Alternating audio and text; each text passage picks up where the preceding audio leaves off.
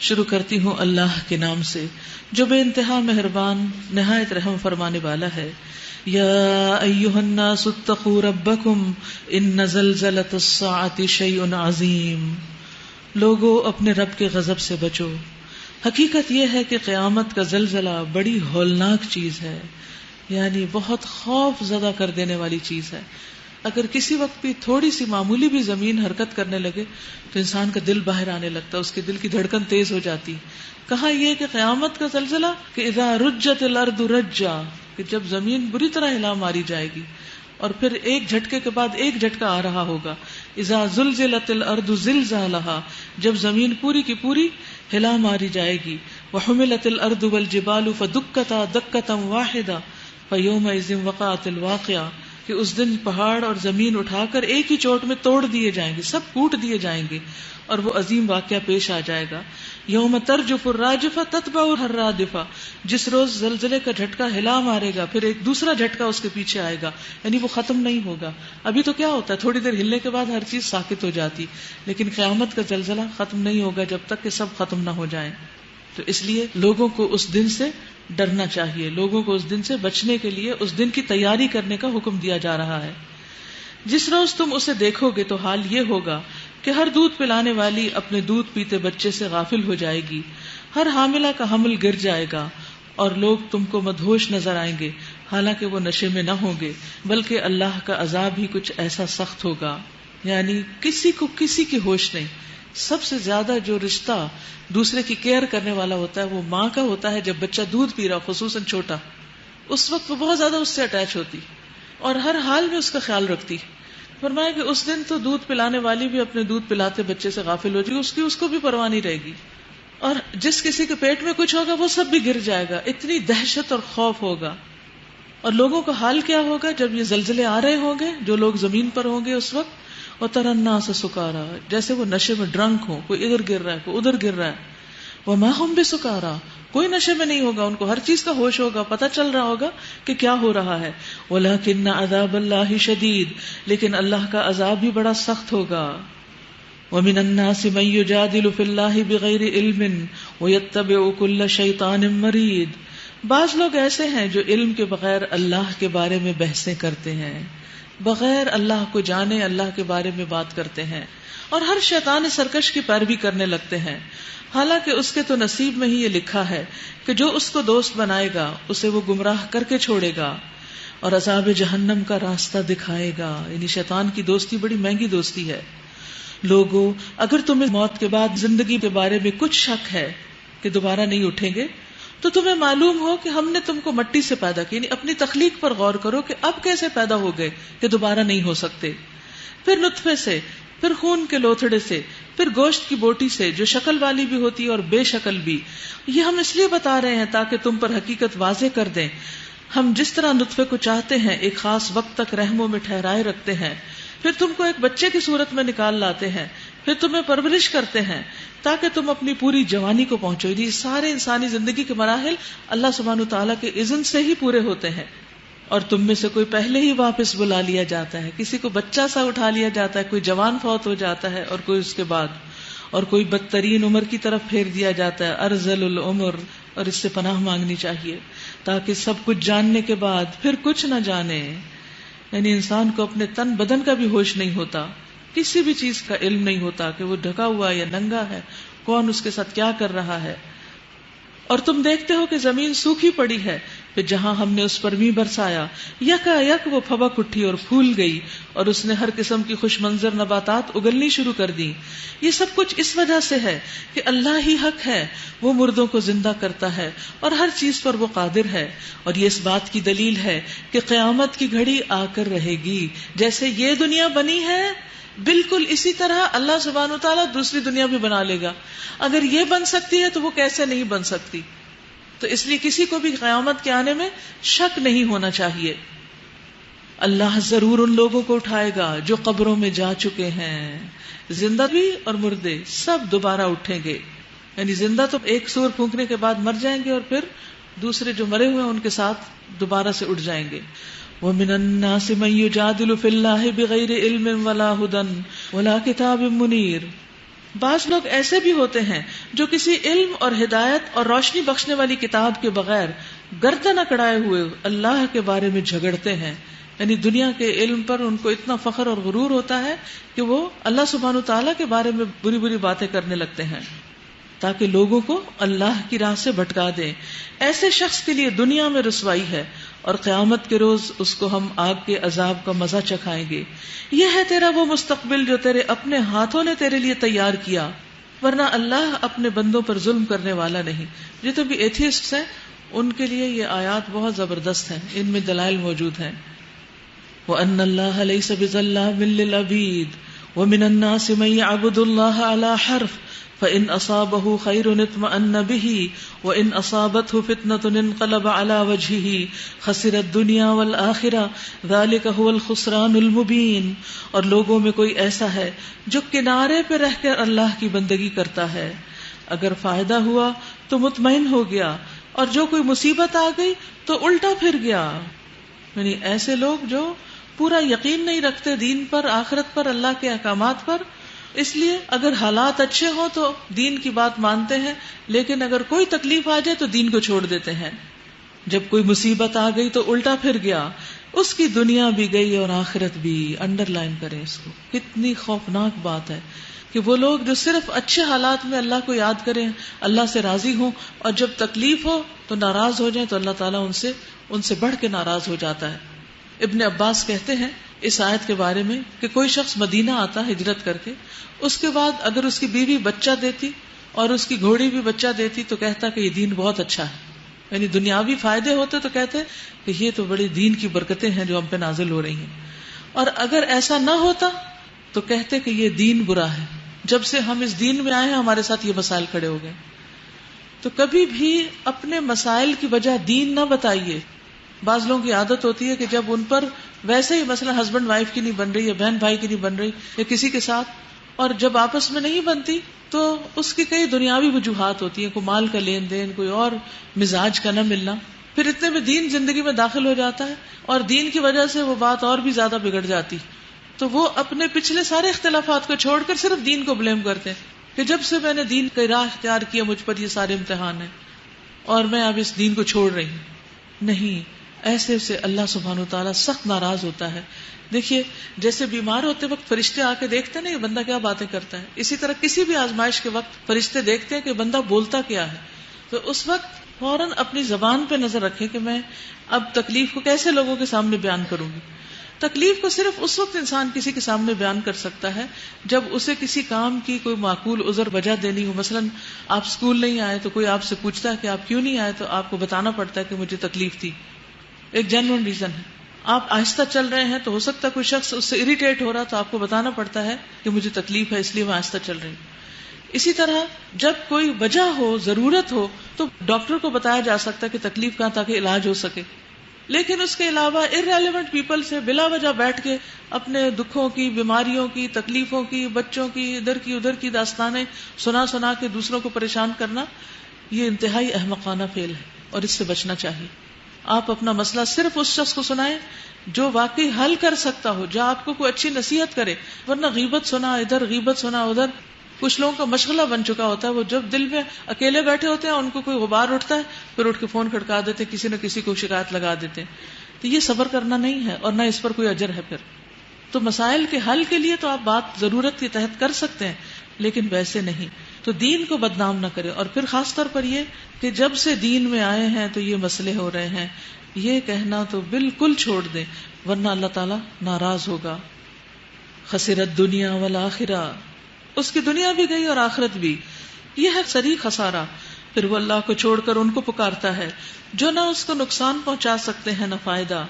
ذالک هو الضلال البعید، یہ ہے دور کی گمراہی. یعنی بعض لوگ اللہ کو چھوڑ کر اوروں کو اپنا الہ بنا لیتے ہیں، ان کی عبادت کرتے ہیں.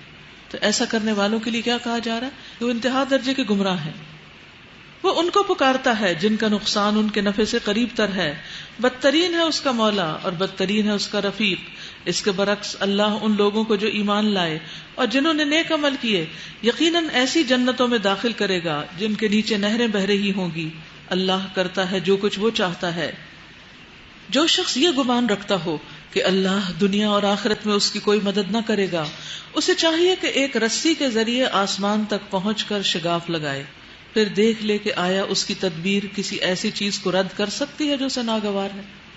پیچھے مسائل کا ذکر ہو رہا تھا نا، تو کچھ لوگ جب ان کو کہا جاتا ہے کسی مسئلے کے حل کے لیے کہ اللہ سے دعا کرو، کہتے بہت دعائیں کی ہیں کچھ نہیں بنتا، تو شاید انہیں دعا کرنے کا مطلب ہی نہیں پتا۔ تو کبھی یہ نہ کہیں کہ بہت دعائیں کی ہیں اور ہماری نہیں سنی جاتی۔ آپ نے دیکھا پیغمبروں کی دعائیں سال ہر سال کے بعد قبول ہوئی، حالانکہ وہ پیغمبر تھے، وہ عام انسان نہیں تھے، خلیل اللہ تھے۔ ابراہیم علیہ السلام اور 100 سال کی عمر میں بچہ پیدا ہو رہا ہے، تو اللہ سبحانہ وتعالیٰ تکلیف دور کرتا ہے، وہ مسئلہ حل کرتا ہے، لیکن اس کا اپنا ایک وقت ہے۔ تو ایسا شخص جو یہ کہتا ہے کہ اللہ میری مدد نہیں کرتا، پھر چاہیے کہ وہ گلے میں پھندا لٹکائے اور چھت سے لٹک جائے، پھر دیکھے مدد ہوتی، اس کے مسئلے حل ہوتے، یا آسمان پر جا کر دیکھے کہ زبردستی کچھ حل کرا کے دے، کچھ بھی نہیں۔ تو انسان کے لیے کس چیز کی ضرورت ہے؟ صبر کی۔ ایسی ہی کھلی کھلی باتوں کے ساتھ ہم نے اس قرآن کو نازل کیا، اور وہ ہدایت اللہ جسے چاہتا ہے دیتا ہے۔ ان الذين آمنوا والذين هادوا والصابئين والنصارى والمجوس والذين اشركوا ان الله يفصل بينهم يوم القيامة ان الله على كل شيء شهيد۔ جو لوگ ایمان لائے اور جو یہودی ہوئے اور صابئی اور نصارہ اور مجوس اور جن لوگوں نے شرک کیا، ان سب کے درمیان اللہ قیامت کے روز فیصلہ کر دے گا، کیونکہ ہر ایک اپنے آپ کو ٹھیک کہتا ہے۔ اصل فیصلہ اللہ کے ہاتھ میں ہے، ہر چیز اللہ کی نظر میں ہے۔ کیا تم دیکھتے نہیں ہو کہ اللہ کے آگے سر بسجود ہیں وہ سب جو آسمانوں میں ہیں اور جو زمین میں ہیں، سورج اور چاند اور تارے اور پہاڑ اور درخت اور جانور اور بہت سے انسان اور بہت سے وہ لوگ بھی جو عذاب کے مستحق ہو چکے ہیں۔ اور جسے اللہ ذلیل و خوار کر دے اسے پھر کوئی عزت دینے والا نہیں، اللہ کرتا ہے جو کچھ وہ چاہتا ہے۔ تو یہاں پر پھر سجدہ آ گیا ہے، ٹھیک ہے۔ سجدے کے بارے میں یاد رکھیے کہ سجدہ کرنا فرض کے درجے میں نہیں ہے، کرنا بہت پسندیدہ مستحب ہے، شیطان کو رلاتا ہے۔ اسی وقت نہ کر سکے تو نماز کے ساتھ کر لیں، جب چاہیں کر لیں، دن میں کسی بھی وقت میں کر سکتے ہیں۔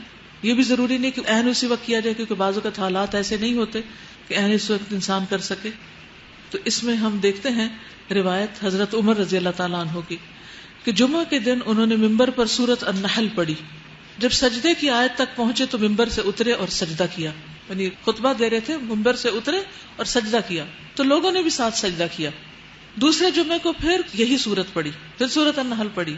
جب سجدے کی آیت پر پہنچے تو کہنے لگے، لوگوں ہم سجدے کی آیت پڑھتے ہیں، پھر جو کوئی سجدہ کرے اس نے اچھا کیا، اور جو کوئی نہ کرے تو اس پر کوئی گناہ نہیں، ٹھیک ہے۔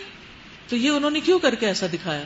تاکہ جو نہ کر سکے کسی وجہ سے، کرنا بہت اچھا ہے، آپ کا درجہ بلند ہو جائے گا، شیطان پیٹے گا، آپ کی نیکی لکھی جائے گی، اللہ آپ سے خوش ہوگا، آپ سجدے میں اللہ سے قریب ہوتے، بہت فائدے ہیں۔ لیکن بعض اوقات ایسا ہوتا ہے نا کہ آپ راہ چل رہے ہیں اور آپ تلاوت سن رہے ہیں، اور وہاں آپ سڑک پہ کہاں سجدہ کریں گے، تو نہیں کر سکتے، گھر آتے ہیں تو بھول جاتا ہے، تو گناہ گار نہیں ہوتے، یہ مطلب ہے۔ یعنی سجدہ تلاوت کو فرض نہیں کیا گیا، اسے ہماری خوشی پر رکھا گیا کہ خوشی سے کرو، تو خوشی سے کرنا چاہیے۔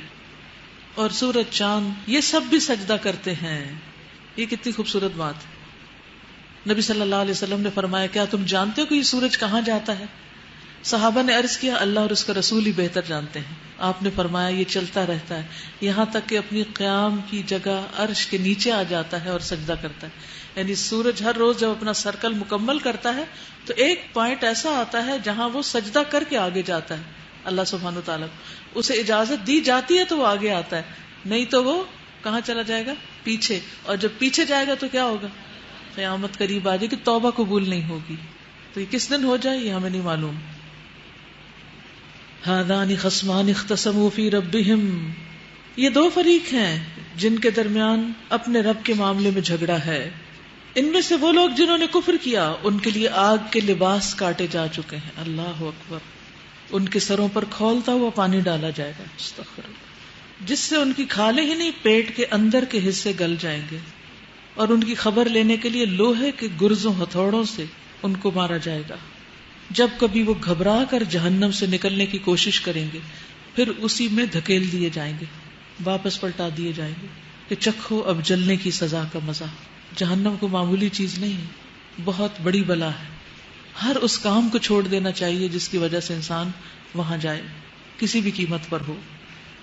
دوسری طرف ان اللہ یدخل الذین آمنوا وعملوا الصالحات جنات تجری من تحتها الانہار، جو لوگ ایمان لائے اور جنہوں نے نیک عمل کیے ان کو اللہ ایسی جنتوں میں داخل کرے گا جن کے نیچے نہریں بہ رہی ہوں گی، وہاں وہ سونے کے کنگنوں اور موتیوں سے آراستہ کیے جائیں گے، ان کو بیوٹیفائی کیا جائے گا، اور ان کے لباس ریشم کے ہوں گے. ان کو پاکیزہ بات قبول کرنے کی ہدایت بخشی گئی. جنت میں کیوں جائیں گے؟ کیونکہ انہوں نے پاکیزہ بات قبول کر لی. پاکیزہ بات کون سی ہے؟ لا الہ الا اللہ پاکیزہ کلمہ ہے.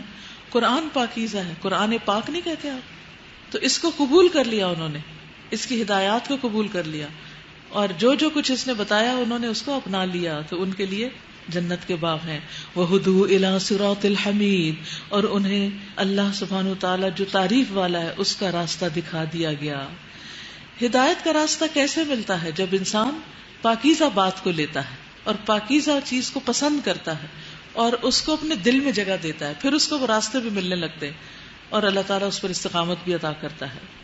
جن لوگوں نے کفر کیا اور جو آج اللہ کے راستے سے روک رہے ہیں اور اس مسجد حرام کی زیارت میں مانے ہیں جسے ہم نے سب لوگوں کے لیے بنایا ہے، جس میں مقامی باشندوں اور باہر سے آنے والوں کے حقوق برابر ہیں، ان کی روش یقیناً سزا کی مستحق ہے.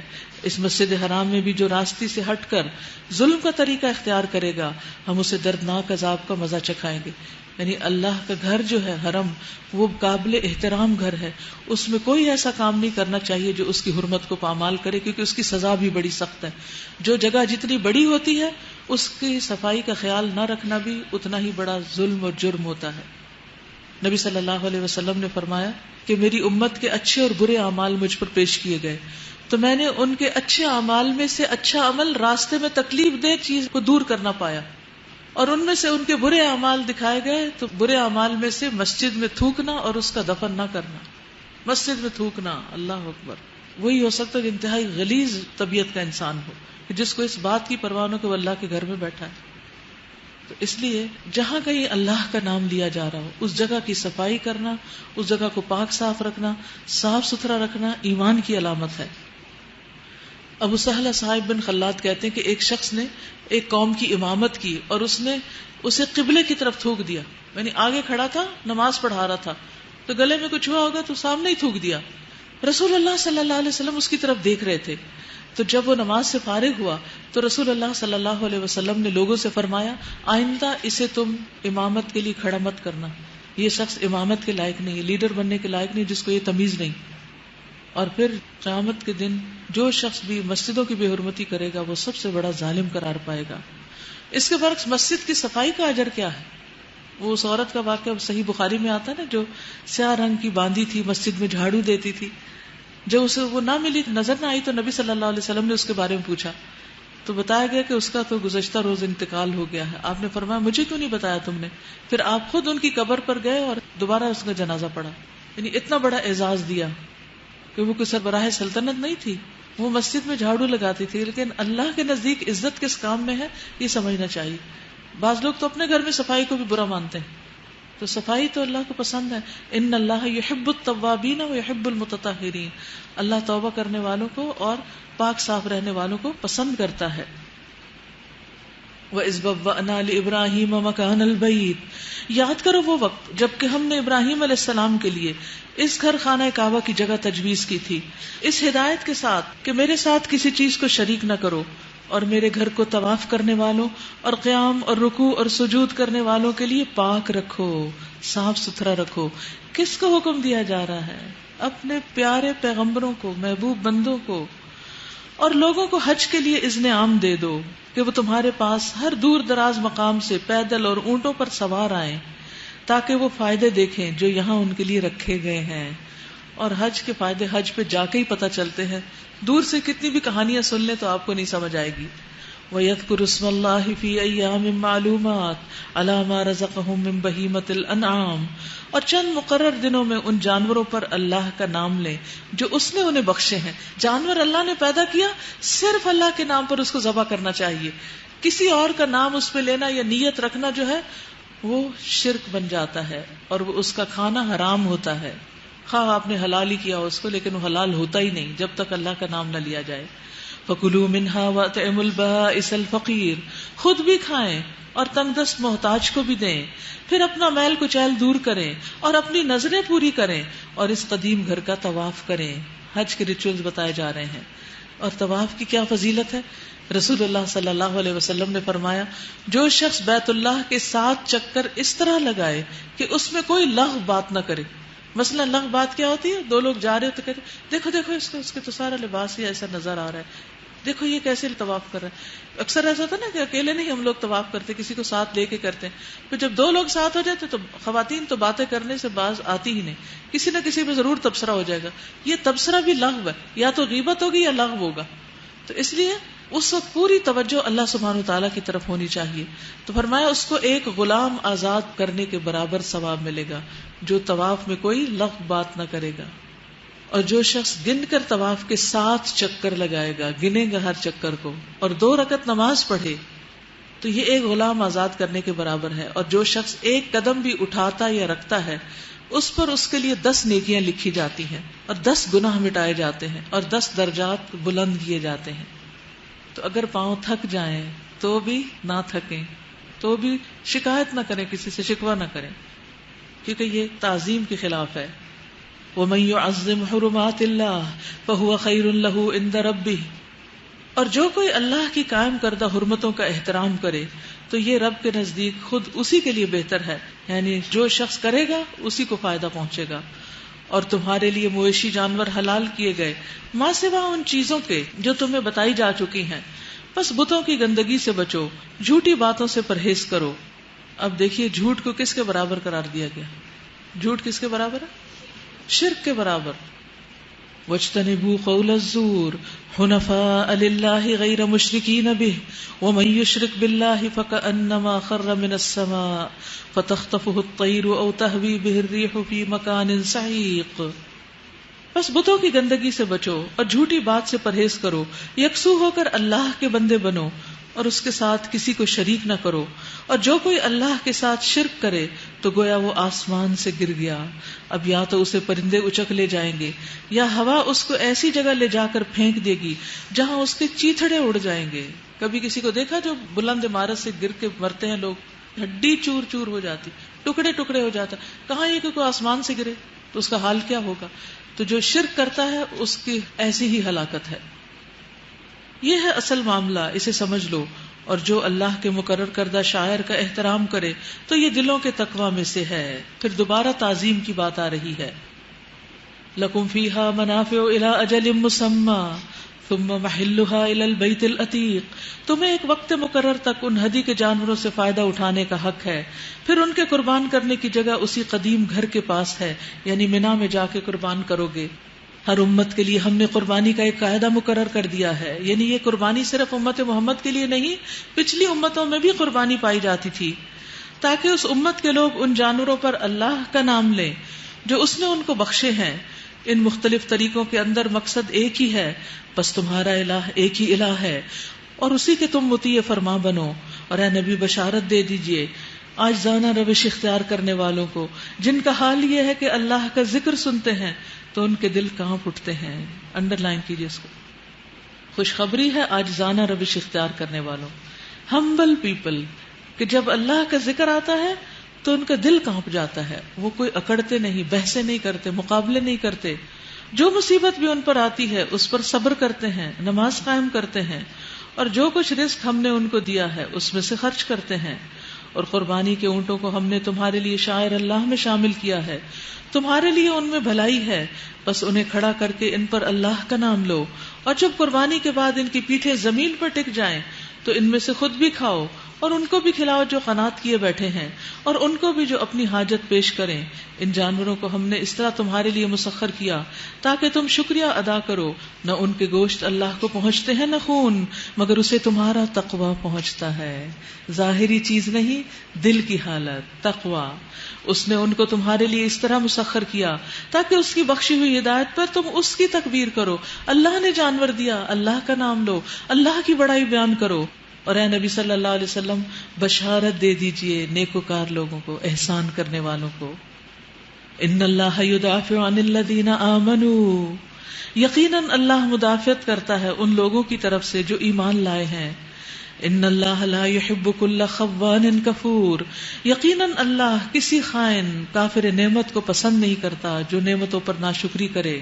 تو جب آپ اللہ کے راستے میں ہوں اور پریشانیاں ہوں، تکلیفیں آئیں، تو یاد رکھیں اللہ کی مدد آپ کے لیے ہے، بس صبر کی ضرورت ہے اور انتظار کی ضرورت ہے. اذن للذین یقاتلون بانہم ظلموا. اجازت دے دی گئی ان لوگوں کو جن کے خلاف جنگ کی جا رہی ہے کیونکہ وہ مظلوم ہیں، اور اللہ یقیناً ان کی مدد پر قادر ہے. یہ وہ لوگ ہیں جو اپنے گھروں سے ناحق نکال دیے گئے صرف اس قصور پر کہ وہ کہتے تھے کہ ہمارا رب اللہ ہے. اگر اللہ لوگوں کو ایک دوسرے کے ذریعے دفع نہ کرتا رہے تو خانقاہیں اور گرجا اور معبد اور مسجدیں جن میں اللہ کا کثرت سے نام لیا جاتا ہے سب مسمار کر ڈالی جائیں. اللہ ضرور ان لوگوں کی مدد کرے گا جو اس کی مدد کریں گے. انڈر لائن وَلَيَنْصُرَنَّ اللَّهُ مَن يَنْصُرُهُ. اللہ ضرور ان لوگوں کی مدد کرے گا. کتنا سچا وعدہ ہے. تو کبھی بھی نہ گھبرائیں مخالفتوں سے.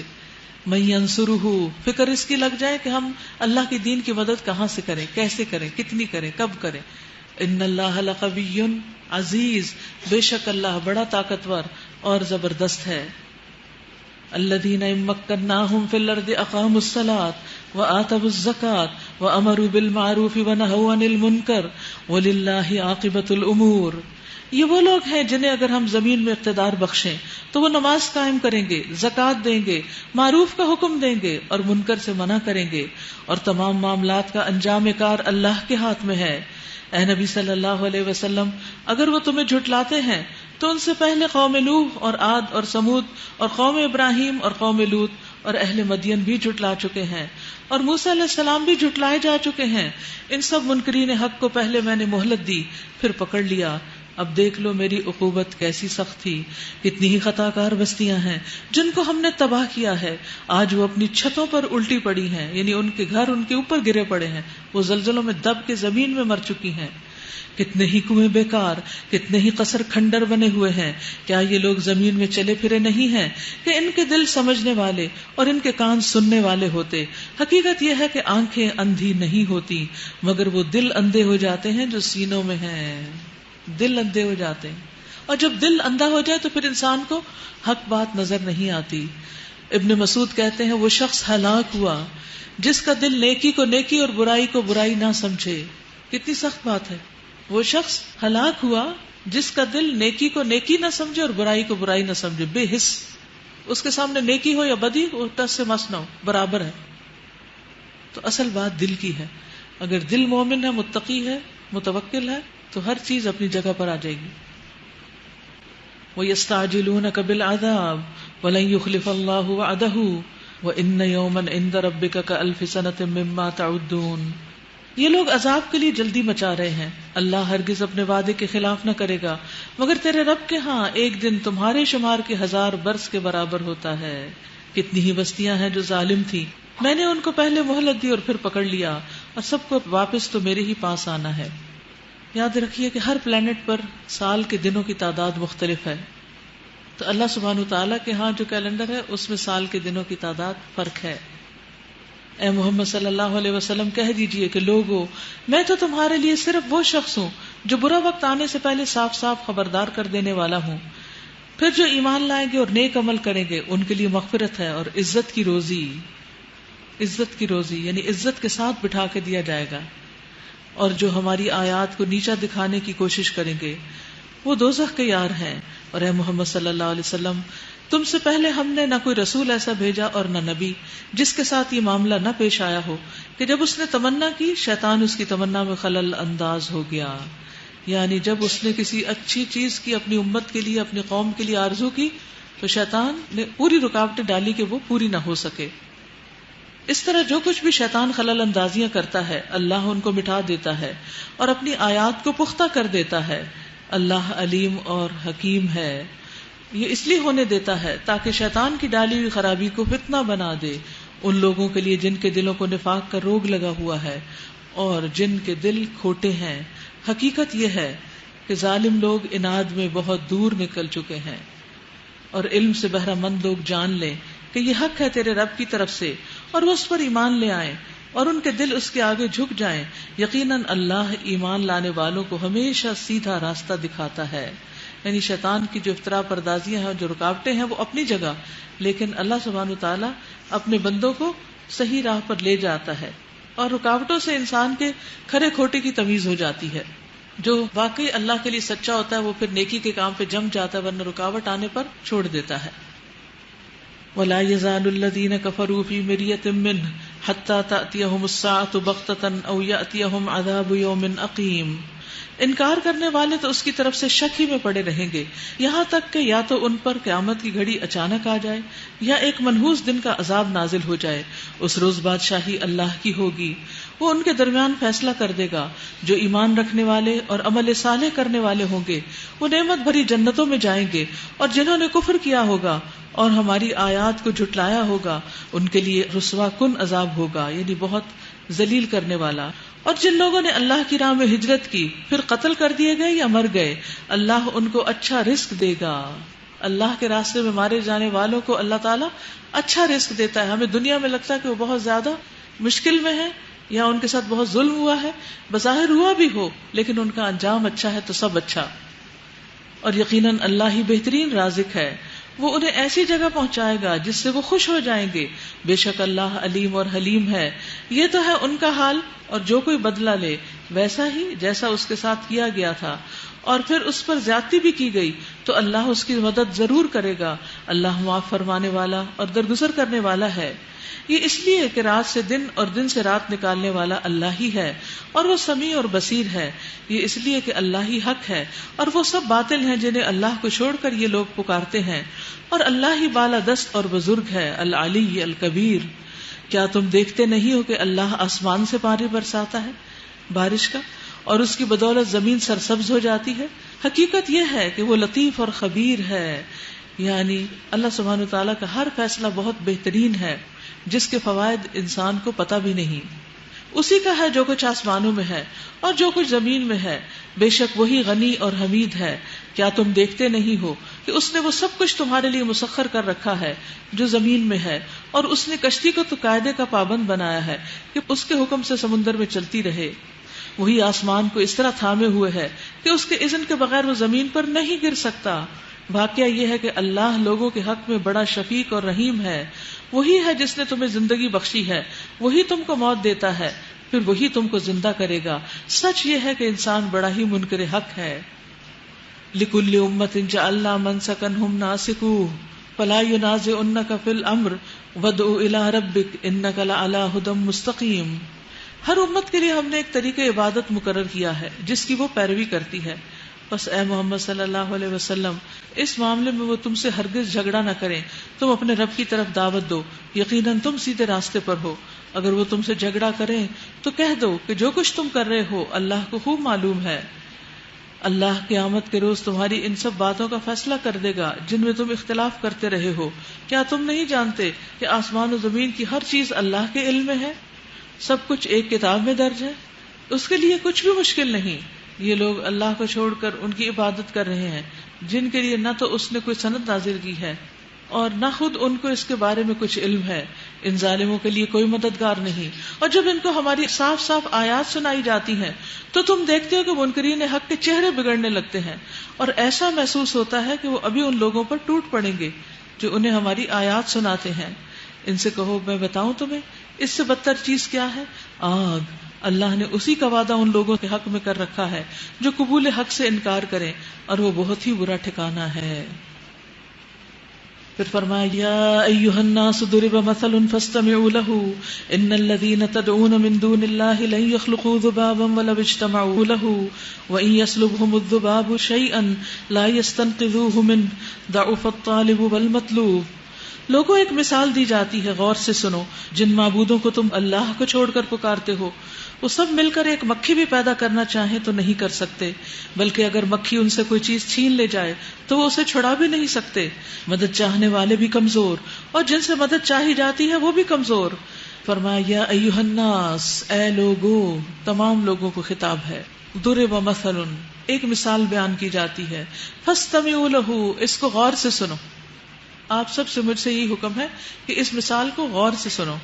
کیا ہے مثال؟ ان الذین تدعون من دون اللہ، بے شک وہ ہستیاں جن کو تم پکارتے ہو اللہ کے سوا، جن کو اب تم بڑا سمجھ کر ان سے مانگتے ہو اپنی حاجات، لن یخلقوا ذبابا، وہ تو ہرگز مکھی بھی پیدا نہیں کر سکتے، ولو اجتمعوا لہ، اگرچہ وہ اس کے لیے اکٹھے ہی کیوں نہ ہو جائیں، ساری دنیا کے لوگ مل کر بھی ایک مکھی بنانا چاہے تو نہیں بنا سکتے۔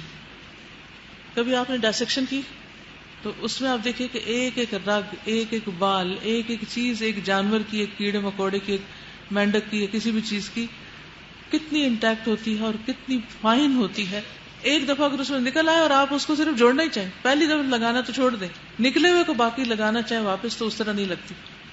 تو انسان ایسوں کے پاس کیوں جاتا ہے جو ایک مکھی کا پر بھی نہیں جوڑ سکتے، مکھی بھی نہیں بنا سکتے، بلکہ اگر مکھی ان سے کوئی چیز چھین لے جائے تو وہ اسے چھڑا بھی نہیں سکتے۔ ضعف الطالب والمطلوب، مدد چاہنے والے بھی کمزور اور جن سے مدد چاہی جاتی ہے وہ بھی کمزور۔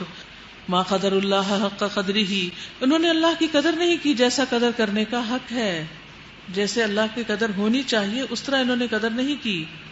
ان اللہ لقوی عزیز، بے شک اللہ تعالیٰ البتہ قوت والا زبردست ہے۔ تو اصل بات یہ ہے کہ جو قدر کرتا ہے وہ شکر بھی کرتا ہے، عبادت بھی کرتا ہے، اور جو قدر نہیں پہچانتا اللہ کی وہ عبادت کر ہی نہیں سکتا، وہ کیوں اس کے آگے جھکے جس کو وہ کچھ مانتا ہی نہیں۔ تو جن لوگوں نے شرک کیا ہے انہوں نے دراصل اللہ کی ناقدری کی ہے۔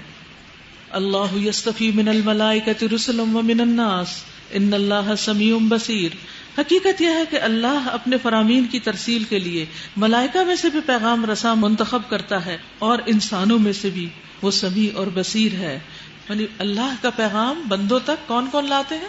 فرشتے اور رسول۔ ام موسیٰ کے پاس کہا جاتا ہے کہ فرشتہ آیا تھا، حضرت مریم کے پاس بھی فرشتہ پیغام لے کر آیا تھا۔ وہ سمیع اور بصیر ہے، جو کچھ ان کے سامنے ہے اسے بھی وہ جانتا ہے، جو کچھ ان سے اوجھل ہے اس سے بھی وہ واقف ہے، اور سارے معاملات اسی کی طرف رجوع ہوتے ہیں۔ یا ایھا الذین آمنوا ارکعوا واسجدوا وعبدوا ربکم وافعلوا الخیر لعلکم تفلحون، اے لوگو جو ایمان لائے ہو، رکوع اور سجدہ کرو اور اپنے رب کی بندگی کرو اور نیک کام کرو، شاید کہ تم کو فلاح نصیب ہو۔ شاید انڈر لائن کیجئے، شاید اپنے رب کی عبادت کرنا ہے، نیک کام کرنا ہے، اور اس کے نیک کاموں میں رکوع اور سجدہ، اور پھر کس لیے کرنا ہے یہ سب کچھ؟ تاکہ تمہیں فلاح نصیب ہو، کامیاب ہو سکو۔ وجاہدوا فی اللہ حق جہادہ، اللہ کی راہ میں جہاد کرو جیسا کہ جہاد کرنے کا حق ہے۔ اس نے تمہیں اپنے کام کے لیے چن لیا ہے اور دین میں تم پر کوئی تنگی نہیں رکھی۔ قائم ہو جاؤ اپنے باپ ابراہیم علیہ السلام کی ملت پر، اللہ نے پہلے بھی تمہارا نام مسلم رکھا تھا اور اس قرآن میں بھی تمہارا یہی نام ہے، یعنی ہمارے جو فرقہ وارانہ نام ہے وہ اللہ کو پسند نہیں ہے، تاکہ رسول تم پر گواہ ہو اور تم لوگوں پر گواہ۔ پس نماز قائم کرو، زکوٰۃ دو اور اللہ سے جڑ جاؤ، وہی تمہارا مولا ہے، بہت ہی اچھا مولا اور بہت ہی اچھا مددگار۔ فَأَقِیمُوا الصَّلَاةَ وَآتُوا الزَّکَاةَ وَاعْتَصِمُوا بِاللَّهِ هُوَ مَوْلَاكُمْ وَنِعْمَ الْمَوْلَى وَنِعْمَ النَّصِيرُ۔